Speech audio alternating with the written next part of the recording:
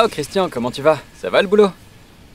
Écoute, on fait aller. Je te jure, j'en peux plus du bruit sur les chantiers. Je suis en train de devenir sourd. Ah ça, moi aussi, ras-le-bol de l'intérim. Et puis je vais me casser le dos à force de porter autant de cartons.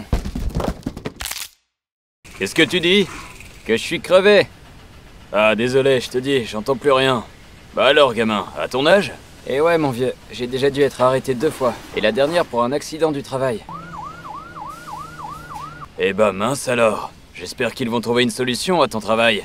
Eh bah figure-toi que oui, j'en ai parlé à mon CSE et ça m'a bien aidé. Et c'est le but, Kevin. Le CSE, le Comité social et économique, existe dans toutes les entreprises de plus de 10 salariés. Il défend leurs intérêts en matière de conditions de travail, de santé et de sécurité. Il peut réaliser des enquêtes sur les accidents du travail ou les maladies professionnelles, user de son droit d'alerte et saisir l'inspection du travail. Mais pourquoi? Il y a tant d'accidents que ça dans les entreprises? Eh bien oui, malheureusement. L'assurance maladie a reconnu 64 000 maladies professionnelles et près de 900 000 accidents en 2021, dont 885 décès. Je n'aurais pas pensé autant. Pour moi, c'était surtout lié à mon métier. Et pourtant, ce n'est pas si étonnant. Les salariés sont exposés à de nombreux risques professionnels. Plus de 70% des salariés du privé sont soumis à des postures pénibles et plus de 30% à des nuisances sonores. Sans compter les nuisances thermiques, les agents biologiques ou des machines et outils vibrants. Et n'oublions pas les risques psychosociaux. Saviez-vous qu'un salarié sur 2 manque de reconnaissance à son travail? Mais alors, qu'est-ce qu'il peut faire concrètement pour nous aider, ce CSE? Eh bien, il vous aide à faire respecter vos droits en matière de santé et de conditions de travail. Il procède régulièrement à des inspections pour vérifier par exemple que tous les salariés disposent d'équipements individuels de protection et de bonnes conditions de travail. Ensuite, son action dépendra de ses représentants. À la CFTC, nous pensons qu'il faut adapter le travail à la personne et non l'inverse. Nous encourageons notamment l'employeur à prévenir les accidents du travail et le harcèlement, ou encore à adapter les postes de travail des personnes en situation de handicap.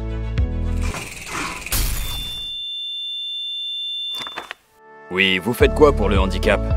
Christian doit savoir que la CFTC milite pour l'indépendance et la dignité des personnes en situation de handicap, alors que le handicap est chaque année à l'origine de 120 000 licenciements pour inaptitude. C'est beaucoup trop. À la CFTC, nous pensons qu'il faut arrêter de se faire peur avec la question du handicap au travail, puisque seulement 10% des travailleurs en situation de handicap ont besoin d'un aménagement de leur poste de travail.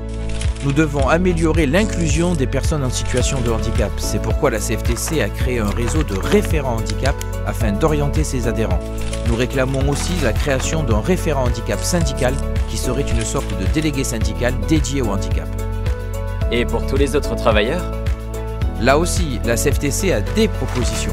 Afin d'améliorer la prise en compte de la pénibilité au travail, nous souhaitons notamment mettre l'accent sur la prévention primaire.